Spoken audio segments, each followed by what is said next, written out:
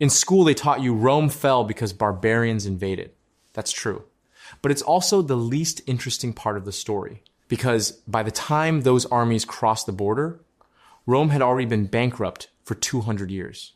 The Roman Empire didn't collapse in a single battle. It collapsed in a slow-motion financial crisis, currency debasement, runaway inflation, and a tax system so broken that farmers abandoned their own land just to escape it. The barbarians weren't the cause. They were the final shove on a building that had already been hollowed out from the inside. Today, we're going to look at how an empire that once controlled the entire Mediterranean economy destroyed its own currency, and what that has to do with every economic crisis that's happened since. For nearly 300 years, the Roman denarius was the most trusted currency in the known world. Introduced around 211 BC, it was a silver coin, roughly 95 to 98% pure silver under the early Republic and early Empire. Merchants from Britain to Persia accepted it without question. It functioned the way the US dollar functions today, as the reserve currency of an entire economic system. And like every reserve currency in history, its strength depended entirely on trust. People accepted the denarius because they believed it held real value. The moment that trust started to crack, everything built on top of it began to crack too. Here's where the story turns. Running an empire is expensive. Armies need paying. Public works need funding. Emperors need to keep the population happy with grain and entertainment. Famously, bread and circuses. So when tax revenue couldn't keep up with spending, Roman emperors found a shortcut. Instead of raising taxes, which risked political backlash, they simply reduced the amount of silver in each coin while keeping its face value the same. Under Nero, around 64 AD, the silver content of the denarius dropped to about 90%. It sounds small. It wasn't. Because once you start down that path, you can't stop. Because each debasement requires another one to cover the gap it creates. By the reign of Commodus in the late 2nd century, silver content had fallen below 75%. By the mid-3rd century, during the chaos of what historians call the crisis of the 3rd century, the denarius contained as little as 5% silver. It was, in any meaningful sense, no longer a silver coin. It was a worthless token dressed up to look like one. This is the part most history classes skip entirely, and it's the most important part. When you debase a currency, you're not creating wealth. You're stealing it quietly from everyone holding that currency and transferring it to whoever spends the new debased coins first. Economists today call this an inflation tax. The Roman government understood this instinctively, even if they didn't have modern economic theory to explain it. Debasement let them pay soldiers and buy grain without raising visible taxes.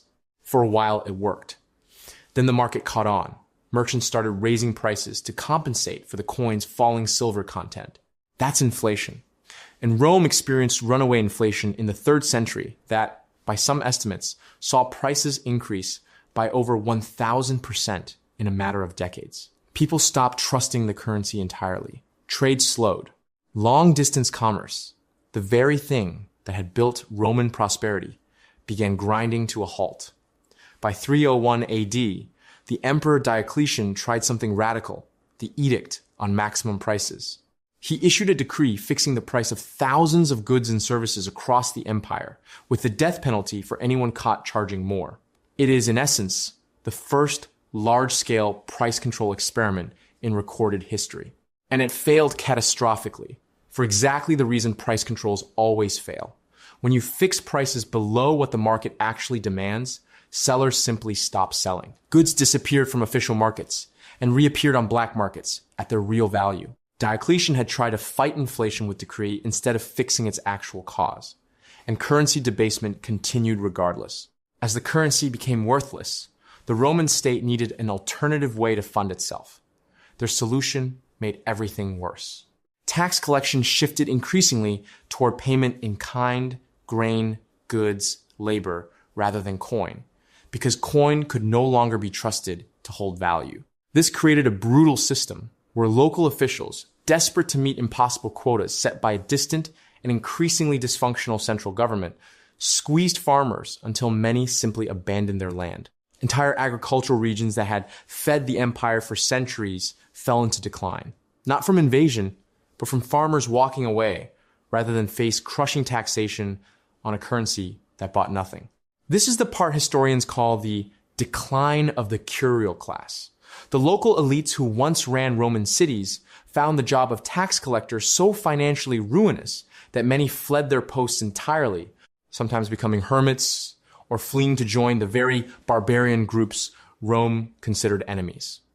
Every civilization that debases its currency follows roughly the same arc. Weimar Germany in the 1920s, Zimbabwe in the 2000s, Venezuela in the 2010s. The mechanism is identical to what happened in Rome. A government spends beyond its means, debases the currency to cover the gap. Inflation erodes trust, and eventually the entire economic system that depended on that trust begins to fail. Rome didn't fall because it was weak militarily. For most of its decline, Roman legions were still among the most disciplined fighting forces in the world. Rome fell because by the time the barbarians arrived in force, the economic foundation that had funded those legions, fed those cities, and held the empire together had already been hollowed out by 2 centuries of monetary mismanagement. The lesson isn't really about Rome. It's about what happens to any system, ancient or modern, when the people running it choose short-term fixes over honest accounting, indefinitely. The denarius started as one of the most trusted currencies in human history. It ended as a worthless scrap of debased metal nobody wanted. And the empire built on top of it followed the same trajectory. If you find this kind of story fascinating, where ancient history quietly explains the economic forces still shaping the world today, subscribe, because we're just getting started. Next week, how the Knights Templar became the most powerful bankers in medieval Europe, and why kings eventually decided to destroy them.